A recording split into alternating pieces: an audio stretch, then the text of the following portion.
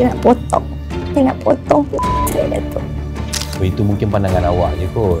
Yelah, cinta itu buta kan. Kalau saya boleh tahu, siapa lagi?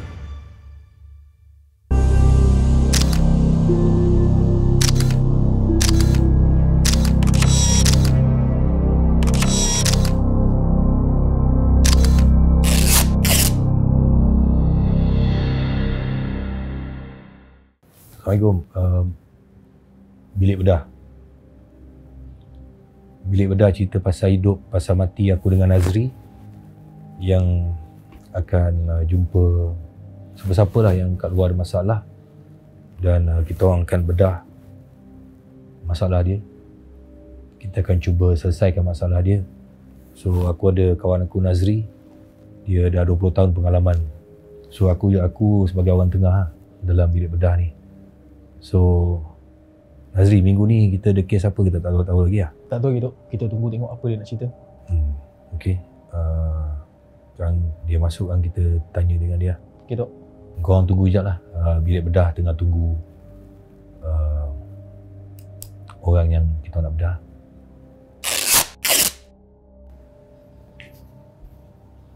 Assalamualaikum. Waalaikumsalam. Nama siapa? Saya Sofia. Saya tahun. Asal mana? Saya saya orang. Okey. Okey. Ni Nazri. Nazri dia ada pengalaman 20 tahun untuk selesaikan apa yang terbuku dalam hati itulah.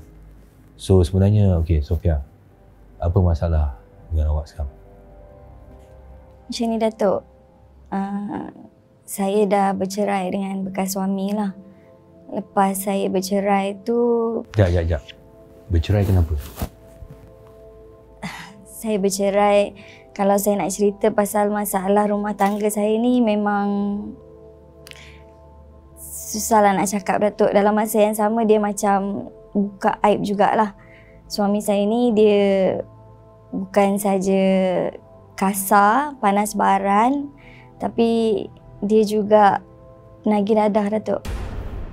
Ya.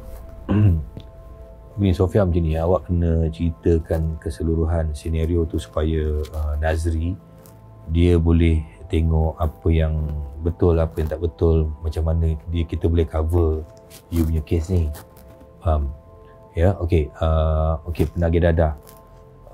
Bercerai sebab dia menagih dadah. Dalam masa dia menagih dadah tu, ada dia buat benda-benda yang tak elok? Ada, Datuk. Berapa lama, sebelum tu berapa lama awak dah kahwin dengan dia? Saya kahwin dengan dia lebih kurang 12 tahun, Datuk. Dan saya ada 2 orang anak lah. Ada anak? Ada, saya ada 2 orang anak perempuan. Anak perempuan. So Masa dia, awak tadi awak cakap awak bercerai sebab dadah kan? Sebab dia menagih dadah. Tapi kahwin suka sama suka lah. Kahwin asalnya tu ialah suka sama suka, sebab masa tu kita tak nampak, kita tak betul-betul nampak lagi colour, true colour tu kan. So ialah cinta itu buta kan. So saya tak tahu lagi dia macam mana. Lepas perkahwinan kami lebih kurang 3-4 tahun macam tu je, Datuk, dia dah start tunjuk sikit-sikit perangai dia. Dia dah bawa balik kawan-kawan dekat rumah. So dia dah tunjuk benda sebenar yang dia buat. Apa masalahnya kalau dia bawa balik kawan-kawan kat rumah? Dia bawa balik kawan-kawan tu tak apa, Datuk. Tapi bila dia bawa balik kawan-kawan dan dia orang hisap dadah dekat rumah kami, Datuk. Okey. Lepas tu saya tahulah cara kawan-kawan dia pandang saya, pandang anak-anak saya pun kita boleh nampak macam cara dia orang tu bukan cara yang betul lah, Datuk. Itu mungkin pandangan awak je kot. Takkan sampai itu pandang awak pun tak boleh. Sebab pernah berlaku satu kes ni, Datuk, dia terlalu gian dengan dadah tu, Datuk. Dia sampai bawa balik kawan-kawan dia. Saya dengar sendiri dia nak kawan-kawan saya tu kawan-kawan dia tu layan saya, Datuk. layan saya. Kalau tak dapat saya, anak-anak saya pun diorang ni juga janji dia rasa puas selain daripada diorang dapat dadah tu. Tapi alhamdulillah Allah tolong saya dapatlah larikan diri. Sebelum tu ada benda-benda lain yang dibuat pada awak? Ada Datuk, tapi ni aib sikit lah Datuk. Tapi saya nak cerita jugalah kan supaya Datuk faham situasi saya ni. Dia selalu minta duit. Bila saya tak bagi, dia akan ugut saya lah. Yang paling teruk sekali, dia pernah letak gunting Datuk dekat putih ada saya. Dia cakap kalau saya tak boleh bagi apa yang dia nak potong. Dia nak potong saya Datuk. Jadi sepanjang perkahwinan kami tu saya memang kena ikut je apa yang dia nak. Dia pukul semua lah. Yang pukul tu memang tak payah cakap lah Datuk. Selalu sangat. Depan anak-anak saya. Benda tu semua terjadi. Dia memang sengaja nak tunjuk depan anak-anak. Masa dia nak potong ada depan anak juga? Ya, depan anak-anak Datuk. Jadi saya ni fikir macam kalau dari kecil anak-anak saya dah tengok semua yang berlaku tu, macam mana masa depan dia orang, kehidupan dia orang. Especially bila saya dah tak ada kan. Okay Nazri, kita tengok kes Sofia ni. Okay lah, kita bukan nak masuk, kita bukan nak bedah pasal rumah tangga dia kan? Rumah tangga tu, tapi kita nak tahu bahawa apa yang kita buat ni betul lah. Maksudnya kita nak menyelamatkan keadaan dia. So okay, Sofia datang jumpa dengan kita orang ni untuk pasal apa? Pasal harta. Saya kerja keras. Saya kerja keras untuk anak-anak saya. Tapi Datuk sekarang ni saya dah bercerai pun dengan suami tu. Saya bercerai sebab dia nak cuba buat sesuatu dekat anak. Bila dia buat dekat saya tu, saya boleh terima lagi lah. Tapi bila macam dia cuba nak buat sesuatu dekat anak tu, memang saya dah nekat. Saya nak bercerai. So bila saya bercerai, saya buat semua benda sendiri. Saya cari duit sendiri. Saya buat kerja macam-macam Datuk. Sampai saya sakit, doktor cakap sebab saya terlalu kerja penat.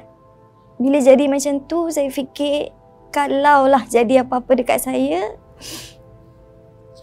macam mana masa depan anak-anak saya? Dekat mana dia orang nak tinggal? Tempat dia orang nak berlindung? Sebab saya dah tak ada siapa-siapa dah Datuk. Anak dua-dua perempuan? Anak dua-dua perempuan. Tapi awak dah bercerai. Okey, Nazri, macam mana kes Nazri? Masalahnya dia ada harta, lepas tu dia dah bercerai dengan suami tapi anak dia perempuan. So nak ni maksudnya kalau Sofia kalau mati lah, harta tu macam mana? Ya, betul. Nazri, terima kasih Dok. Kalau saya boleh tahu, siapa lagi waris-waris yang pun ada? Ibu ayah ada lagi? Mak ayah saya dah tak ada, dah lama dah meninggal. Tapi saya ada abang. Abang saya, kita orang dua beradik je lah. Tapi, yelah, abang saya pun dia dah ada keluarga.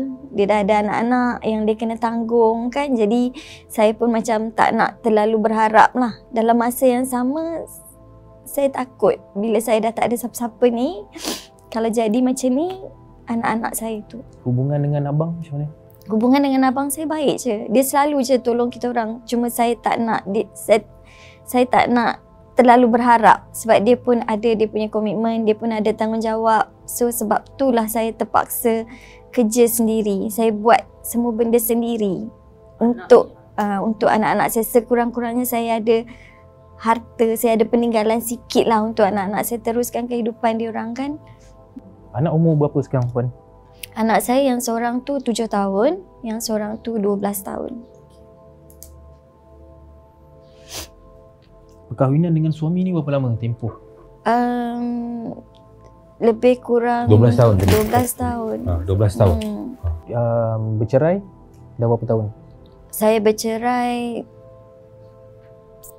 2-3 tahun baru. 2-3 tahun lepas. kes ni tu sebenarnya agak straightforward juga sebenarnya tu. Cuma kita tak tahu akan datang macam mana lah. Sebab kenapa saya cakap straightforward? Sebab andai kata berlaku kematian kepada Puan Sofia, waris yang dia akan tinggalkan hanya 3 orang saja tu, iaitu 2 orang anak perempuan dan juga seorang abang ini tadi. Yang mana abang ni tadi yang telah banyak membantulah Puan Sofia untuk meneruskan kehidupan dan sebagainya. So concern Puan Sofia mungkin bekas suami mungkin masuk campur dalam urusan. Sebenarnya betul juga tu, sebab bapa ni sebenarnya dia adalah sebagai penjaga harta bagi anak-anak di bawah umur. Tapi dah bercerai. Ya. Betul tak? Dia sebenarnya macam ni. Dari sudut penceraian, dari sudut hak dia, dari sudut harta pusaka kepada Puan Sofia, memang tak ada hak dah. Tetapi disebabkan dia ada anak bawah 18 tahun, maka dia secara automatik ataupun melalui enactment Mahkamah Syariah, sebenarnya bapa adalah sebahagian daripada penjaga harta. Walaupun dah bercerai. Walaupun dah bercerai. Tapi harta dia. Betul. Harta dia.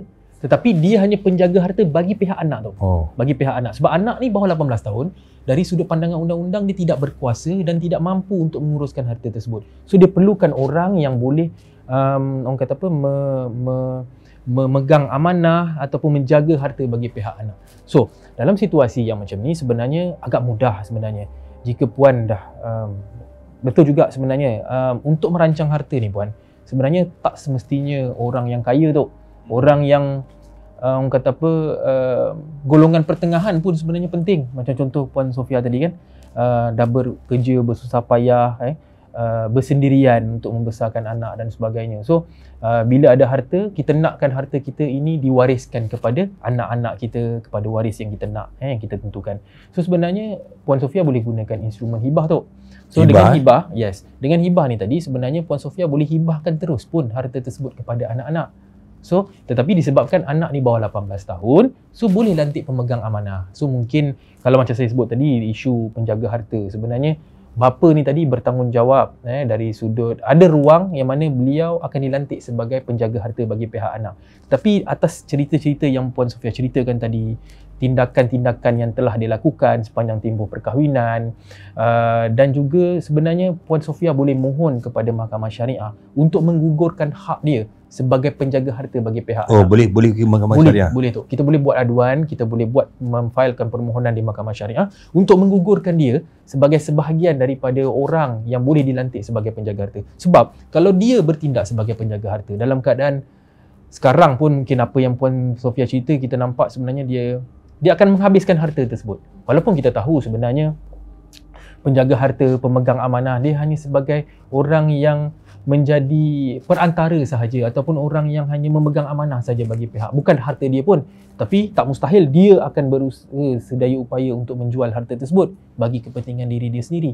So sebenarnya dalam situasi sekarang, Puan Sofia boleh hibahkan terus kepada anak-anak, gugurkan si suami ni tadi atas sebab-sebab yang telah, mungkin saya percaya ada laporan polis yang dibuat dan sebagainya, boleh kemukakan kepada Mahkamah Syariah untuk menggugurkan suami ni tadi sebagai penjaga harta. Dan dalam masa yang sama boleh mohon ataupun melantik abang ni tadi sebagai pemegang amanah bagi pihak anak-anak. So selagi mana anak-anak ni bawah 18 tahun, abang ini tadi akan bertindaklah untuk menjaga harta ni bagi pihak anak.